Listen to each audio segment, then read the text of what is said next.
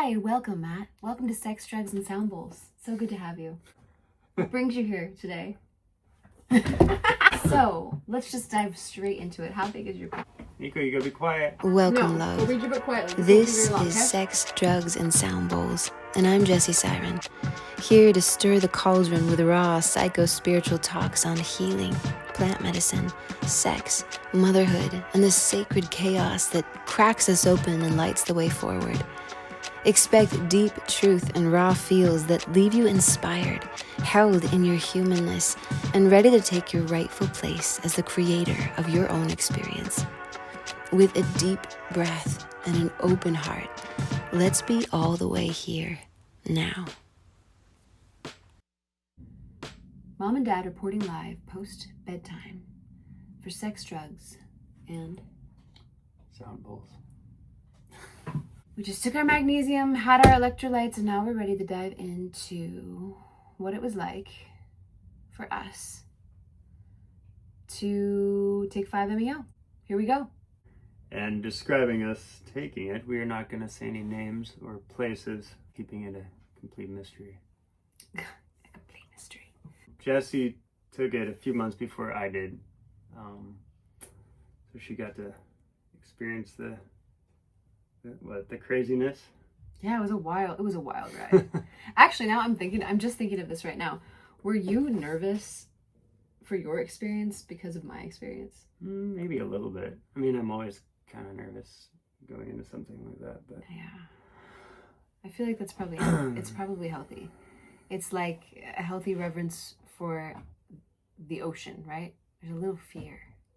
Her tsunami, right, could take you out in the blink of an eye. These medicines, right? You're surrendering. You're essentially surrendering full control. You're letting go completely, and that's fucking scary. But also, we do it, and we come back again and again. Why do we come back? Why do you come back again and again? why? Yeah. Well, that's a big question. I know. No, I'm just learning new things, and I'm not looking at stuff from a different angle. Yeah, I think we come back to it. I come back to it again and again because I feel like a better human on the other side. I think this broader perspective, this ability to look at things in a new way and to understand yourself more compassionately and understand deeper layers of yourself, it makes you a better human, arguably. Yeah. Do you think? I think it can make you a better human. And it feels like it is making us better humans. Kinder humans, more compassionate humans, happier humans, more present humans. But it isn't in the sacrament, right? It's in, for me, the preparation we do around it and the integration we do after. Because as you'll see, when I go into my experience with you, it was cataclysmic. It totally exploded my brain. So without integration, something like that can be pretty ungrounding, uprooting. Yeah, it can be tough. Okay, so I think today, even though I had my journey about 6 months before Matt had his, but I still think we should start with yours. Okay. Okay. So, Matt. Yeah, so decided I want to do it, and then there's a lot of preparation, meetings, like an online Zoom call with some other people. And the man that we did this ceremony with is somebody who has been holding space with this particular medicine for like 40 years or something. Was it? Maybe not that long, but no, at least like 20 years. A long time. A long time. But anyway, he has like crazy like rituals and ceremony that set up the whole experience. This person that we decided to do the medicine with came just with like the highest accolades, right? Everybody was raving about this human and just how impeccable, and beautiful his space holding and his ceremony was. And so when you say yes, what happens? When you say yes, I'm ready to do ceremony with you, You have to be invited in, right? You have to be like vied for or vouched for by somebody who's already done ceremony with this guy. And so you're invited in, and then what happens? You get an email. You get an email, and then he like called me right away, and yeah, likes to talk on the phone. Did you do an intake? Yeah, like an intake. I think the first time was an intake. Then you do like a medical history kind of. But yeah, he really goes into in depth and teaches you about the ceremony and the medicine, and yeah, kind of sets you up. Anything else? Yeah, I just love how much information he set us up with. So there was just an email with so many different resources and research papers and information about 5-MeO. And I felt like I really got to kind of know the medicine before taking the medicine. And I don't know, for me, not everybody's like this, but understanding cerebrally, more having some research to read, having some things to like sink my teeth, some, papers to sink my teeth into, helps me to feel more like ready, prepared, grounded. Did it help you? Did you read it through everything? I read stuff. I mean, I've been researching this for quite some time, so I kind of knew what it was, but okay, you're ready. But his particular ceremony was Unique. A very unique experience. Yeah, so incredible. Okay, so you do the intake call, you go through your medical history, you get the email with all the information, you do we had a Zoom call with some other participants, and that was like a couple hours long, so a lot more information, and you get to know this human who's going to be holding space for you a lot better. You get to look at the faces of the people you may be participating with in ceremony. Yeah. So then ceremony night, we did ours did you do yours at night? There's like different times, so I did mine at nighttime. This is for such a potent and powerful medicine. This whole experience is pretty fast. The groups, so like on the Zoom call, you're in there with like maybe 30 other people, but the groups of people you'll be doing medicine with are limited to about 3 to 4 people. And the whole entire experience, even though it's profound, for each individual human's about an hour long, 45 minutes to an hour. Yeah, which is longer than typical ceremonies that you hear of, but the way he preps and the medicine and everything kind of potentiates. It just really opens you to receive the fullness of it. Even though there's these people having these short experiences, the whole ceremony lasts like 6 or 7 hours. Yeah. So a lot of like setup and ritual and what else? Like yes, even the way we come off of the medicine together as a group was really sweet, right? Like the offering at the end to ground us in, and there's no rushing, there's no pushing, there's no forcing. It just felt really spacious. So you get to the space, the beautiful space where ceremony is going to be held. And what happens from there? Yeah, so you pretty much, he does the whole ceremony, the setup, and then that goes for like a couple hours. And it's gorgeous, okay? So Matt's not going to dive into the details of this, so I'm going to dive into the details of this. But there's just like, he brings in ancient alchemy, and it's just, it's aesthetically so beautiful and ritualistic, and it's like almost a performance of sorts, but it's a performance that like a soulful performance, right? You don't feel like you're sitting like watching a Broadway play, but the tone of the voice, the words chosen, like, I don't know about you, but when I was sitting there, I came in like this. Like I wanted to be late. I was like so jittery. I felt sick. I was like, I'm so scared. And then sitting there within minutes of his intro to the ceremony, I just felt my whole body and like start to relax. Did you feel like similar? Yeah, I felt like everybody in the room was just like, okay. You just felt safe. You felt really safe and grounded through the ritual. Okay, sorry, go. Yeah. And then, you do the ritual. I think everybody says their intentions, and you're kind of introduced to everybody. What was there? 3 other people in my group. Yeah, I think so. And Jesse came to Moral support. yeah. So yeah, she was there, and so there's like this launching pad. It's kind of like a bed in the middle of this room. And then the room's like a big, beautiful room full of like sheepskins and candles and beautiful lights that are, you know, fractals of color on the walls. And the launching pad is like a big purple velvet floor mattress. And that is where the medicine, the magic happens.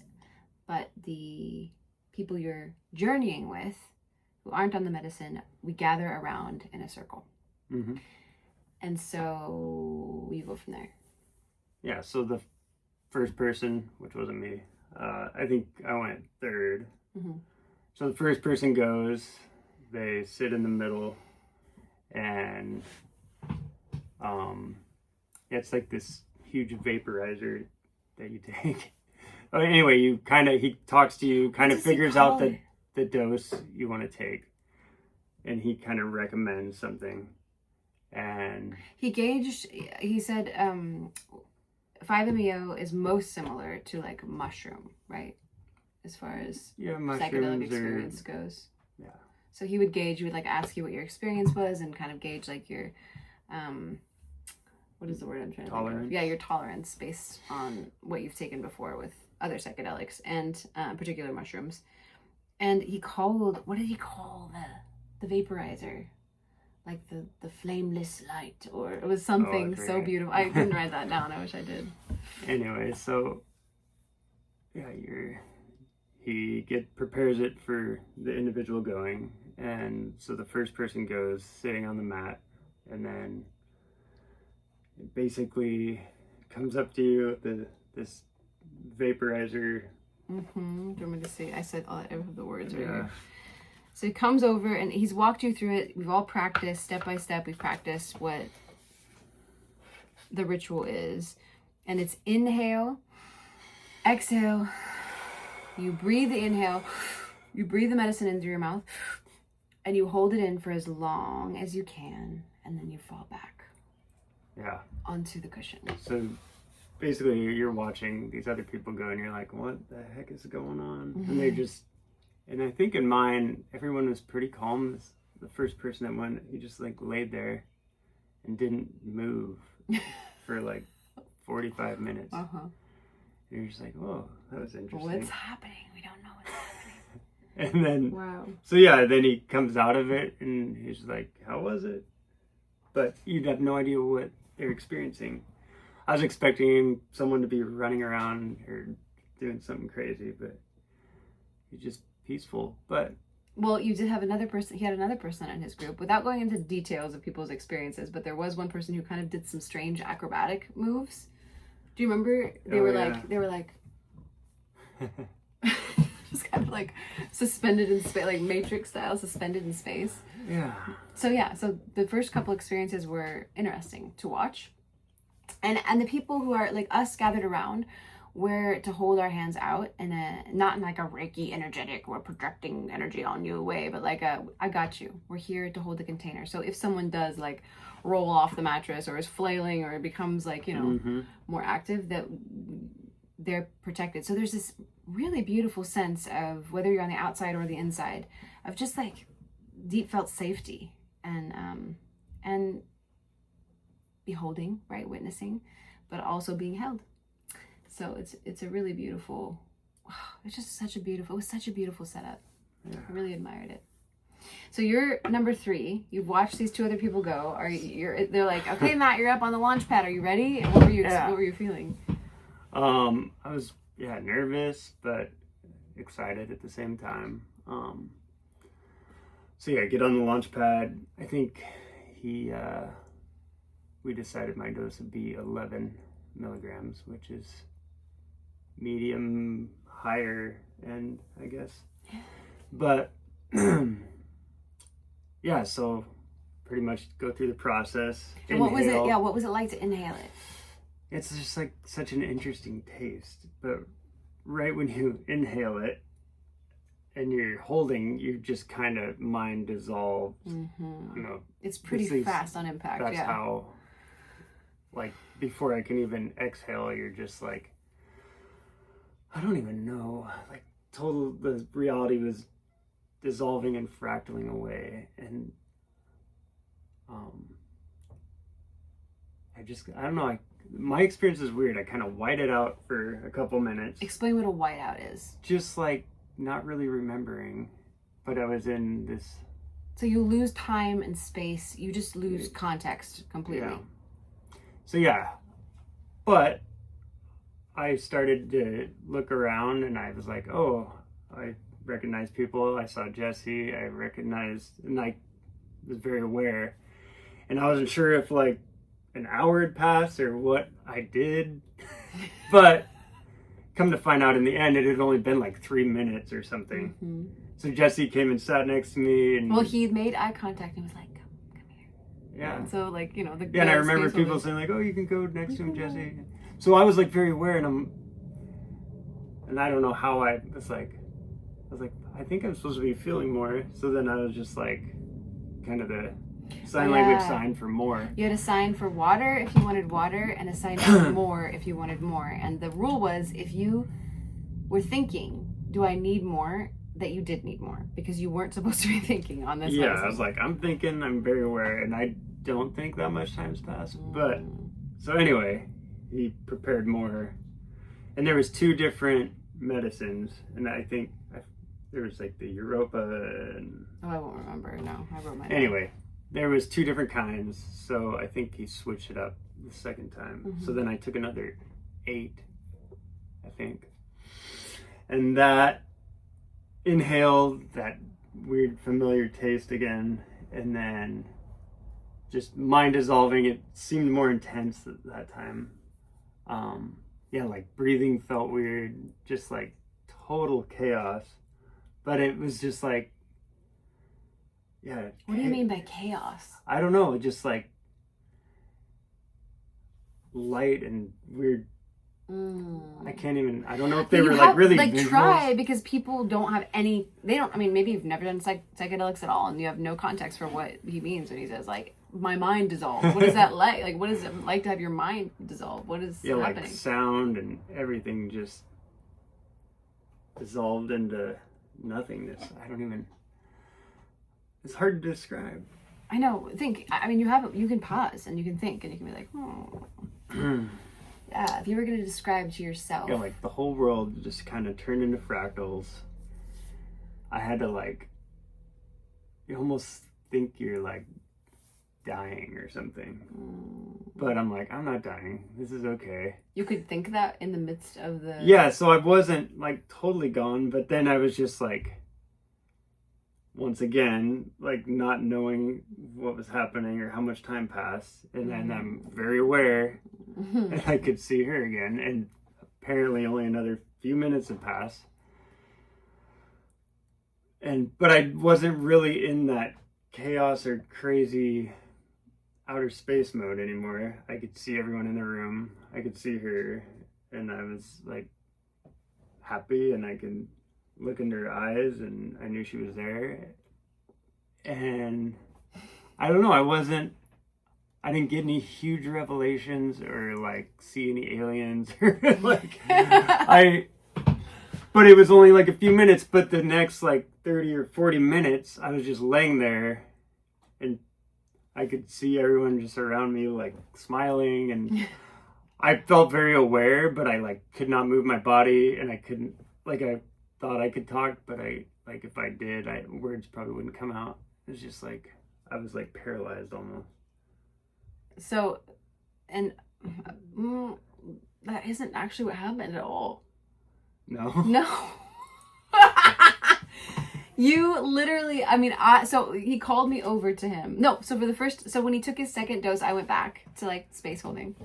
He took the second dose, and like 3 minutes in again, maybe 5 minutes in, he like opens his eyes and he finds me again. And he's like, and I'm like, you know, and they're like, go ahead, go. So then I like go over and I'm like, and then he like pulls me over to him. And then he's laying there and he's looking me in the eyes. And he's looking me in the eyes, and it's like he doesn't know anybody else is there, but I'm sober, and I do know that we're laying on a mattress in the middle of a group of people, and you're just like rubbing me and touching me and looking.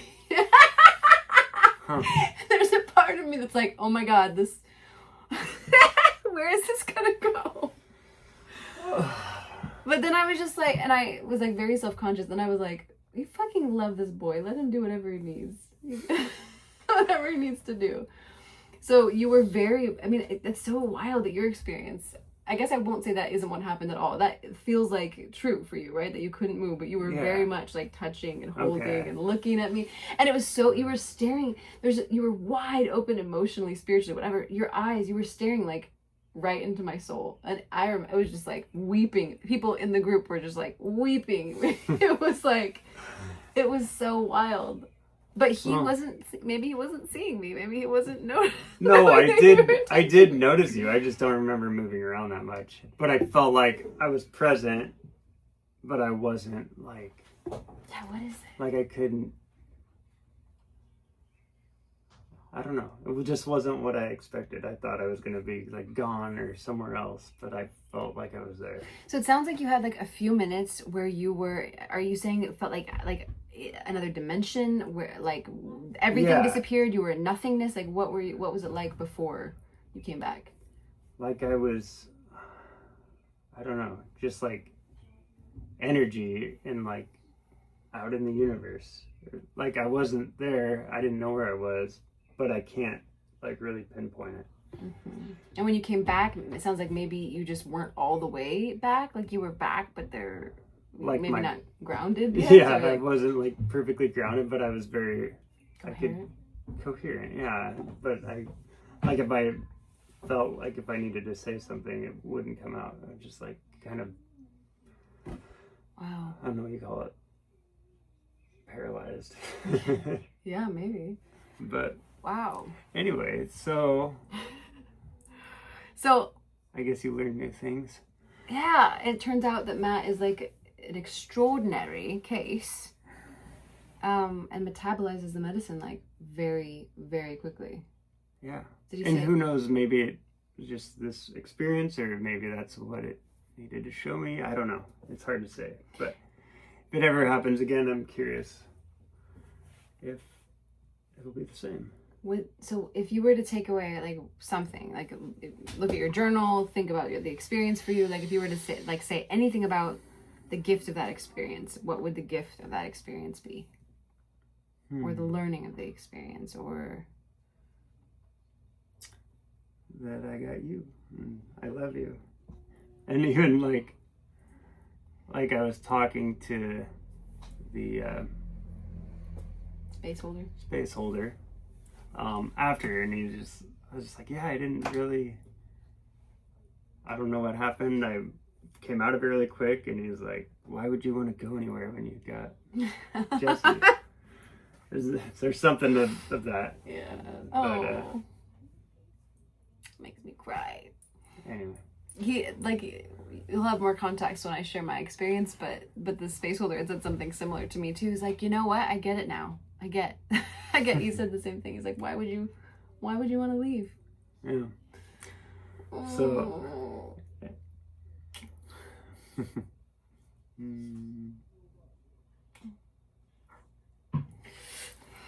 So yeah, you kind of come out of the experience, then you're just like almost totally back normal again. Oh wait, but how did they bring you out of the experience? Because I love that part of it. Remember? Yeah. So you're like, finally you're ready to. He's like, are you ready to sit up? And you're just like, and you're like, maybe it's been 10 years, maybe 100 lifetimes. So I sit up, and then he comes over with this platter of these snacks. A purple velvet cloth, and he takes the purple velvet off. Yeah.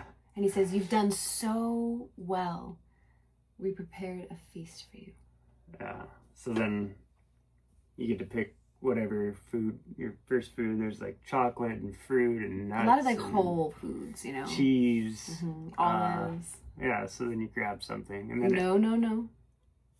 He says, who would you like to feed you this food? I fed you. Oh, yeah. Do you remember what you chose?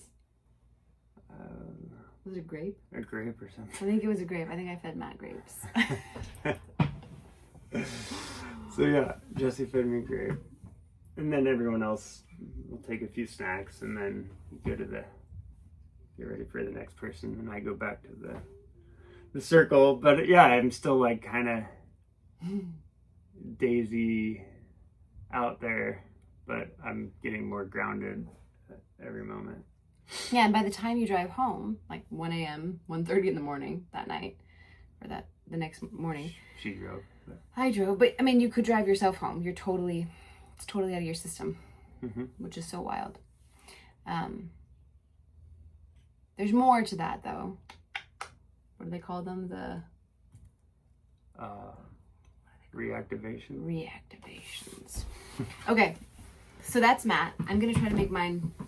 Now you've got all like the nitty gritty, the details. I'm just gonna read from my journal because.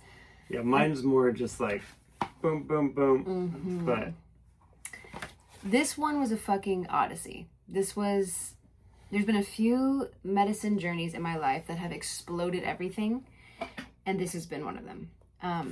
So in the beginning, I'm just talking about the ceremony. I did a strain called Shakti, and I took 7. And so I'll start here. The first person who went, he took a fairly high dose and redosed 2 times. We encircled him, all 6 of us, and held our palms out, an energetic "I got you." I felt the rapture, the rippling, reaching release, the tipping point beyond intensity, the softening and sweetness of his experience, almost as if it were my own. I mean, I just remember there was this like golden energy that came in. There was a fear before I did my journey. The facilitator had shared with us there are like a few like kind of stereotypical or archetypal expressions that people will sometimes embody. There's like the cosmic baby, and that cosmic baby is just like rolling around and drooling and looking at everybody and everything. There's like the cosmic yogi who will sit up and see the light, and just, bow, do a bow. And, there's like the one who's, I remember what this was, the cosmic orgasm. I don't even know, where they strip off their clothes and it's a very sensual experience with the body. And I was terrified. I was like, I do not want to be that one. I do not want to be stripping my clothes off. And the people that I had talked to who had done this ceremony before said, you don't understand. Like, there's something special about this space. Like, you don't have to worry. And as soon as I watched the first person go, and there was a little bit of just like feeling his body. I watched the intensity. It's almost like this guardedness, right? The guardedness that comes in through just living life kind of melt away. And he was so beautiful lying there. When he had this experience, and I just felt the sweetness of his experience soften me even more, and I just felt more and more ready through holding space for the other humans that I got to hold space for before I had my turn. Now it's me on the launching pad. Inhale, exhale, breathe the medicine in deeper. Hold it, fall back. I was blasted off before he even finished his last sentence. Everything prismatic, swirling, expanding, out, and then I closed my eyes and let it take me. Most of me. So trying to explain to somebody who's maybe never had a psychedelic experience, it's almost like looking through one of those kaleidoscopes. All of a sudden the world becomes the kaleidoscope and everything is fractals and a fractal. So like how do you explain what a fractal is? Everything and everything. Or like the veins on a leaf, or what else is a fractal? That's all I can think of right now. But you can just kind of see, it's like seeing the webbing of life, energy. Everything is energy and flowing. And so, to note, I let it take me, most of me.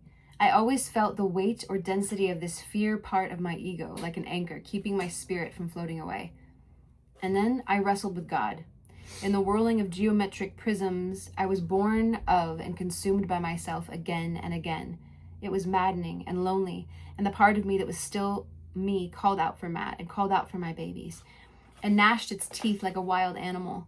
I don't want to be lost. I'm so afraid. I don't want to merge. I don't want to go back. And like during this experience, I'm like, I can see myself, and I'm also in it, and I'm just like, I'm fighting God. I don't want to merge. I don't want unity. I don't want to become one. I'm like I'm calling out for Matt and trying to find Matt. I know he can hear me and feel me through the ethers. I know he can. I'm not ready. I don't want to go back. And it wasn't, And then for anybody who has done medicine, I was like this version, like this energy of myself was arising up, and I was being born out of that version of myself, and then I was here, and then I was consuming this version, and then I was being born again. It was just this maddening cycle. And so I'm experiencing my biggest fears, right? I'm experiencing like an ego death, but I'm not like loosey-goosey enough to let go. I'm experiencing madness. I'm experiencing the loop. And I'm saying like, I want to be human. I love it here. And the facilitator's voice comes in and out like the voice of God itself. Let go, surrender, let go even more. What would happen if you let yourself be afraid? And when he said those words, I let myself. And I just started crying out. I'm so scared. I'm so tired of being so afraid all the time.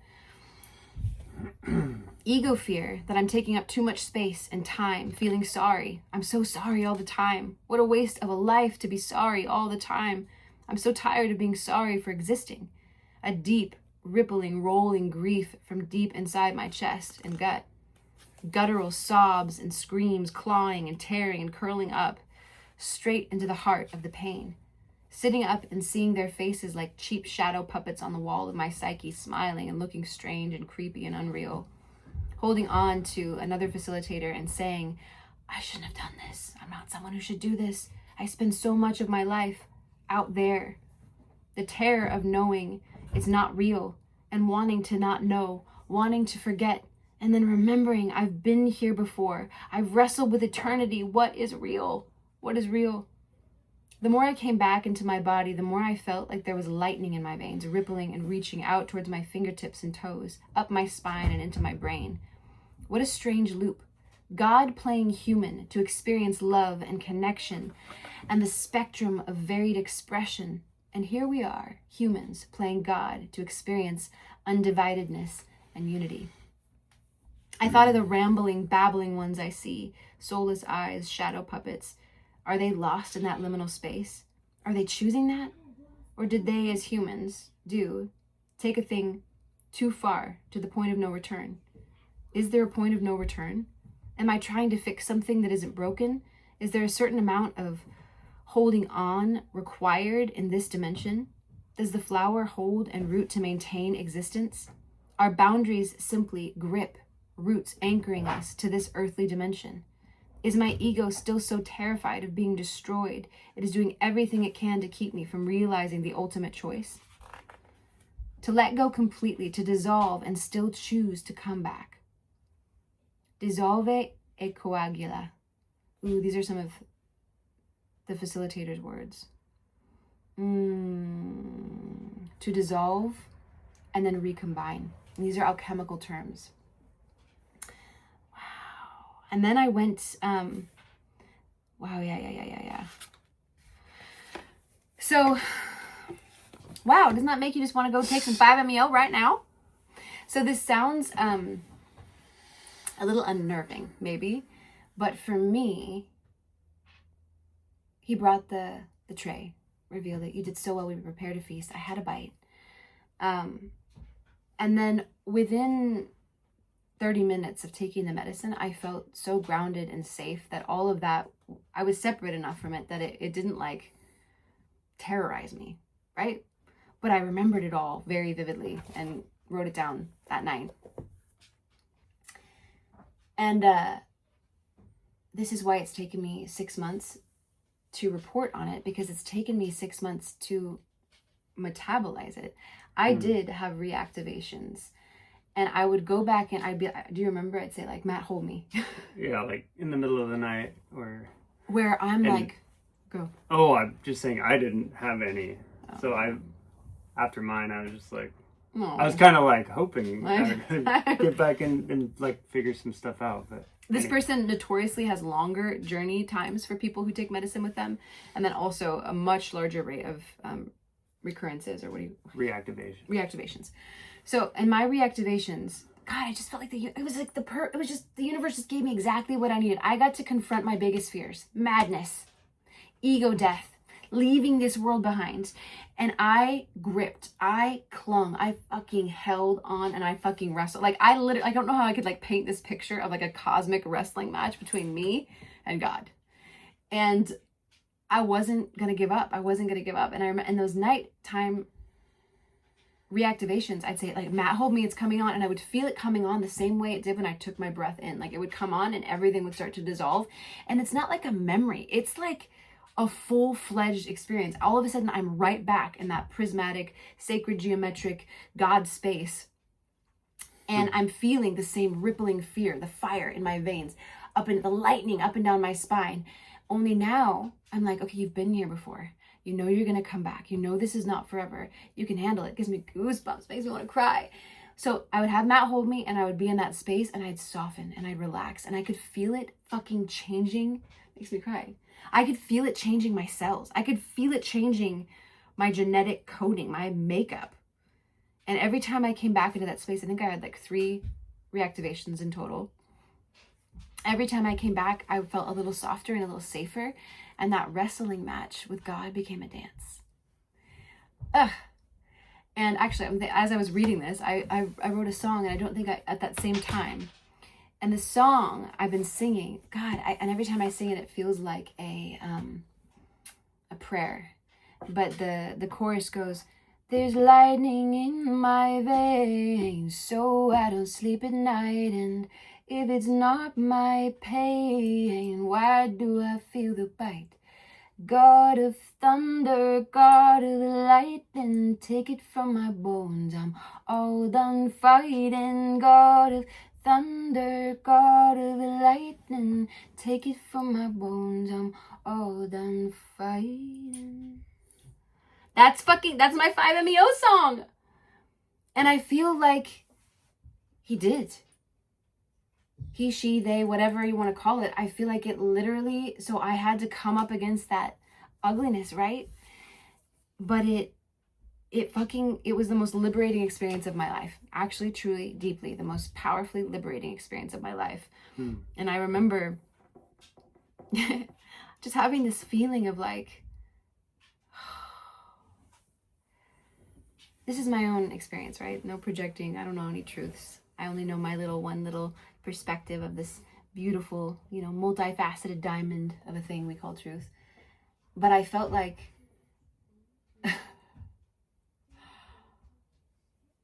so freaking lucky to be here, not knowing everything. Like I felt like I'm not supposed to know everything. Like the not knowing is like, I don't want to say like here. The not knowing is the magic of this life here in this time. And so many things rippled out of me having this 5MEO experience. I started working more intensely. Before all this weird childhood trauma around being seen. I had childhood abuse in my home, outside of my home. I had a stalker. Being seen, being bright, being bold, being myself in the world was not fucking safe. And I'd been kind of shying away from doing this incredible musical project that had been calling to me. But I had this 5MEO experience. I had this like come up against your fear and let it ripple out. Let it loosen up its grip on you. And I started working with Steven. And now 7 months later, we've got a fucking album coming out in like a month. And he's like, you had that 5MEO journey and it changed you. You were just like, I'm ready to do this. I'm scared, but I'm ready to do it. I'm going to do it anyway. So I don't know. Now hearing all that and reflecting on all that, do you see anything like different in me, or do you notice? How could you? We see each other we're together every day. I don't know, but maybe I just thought I would ask.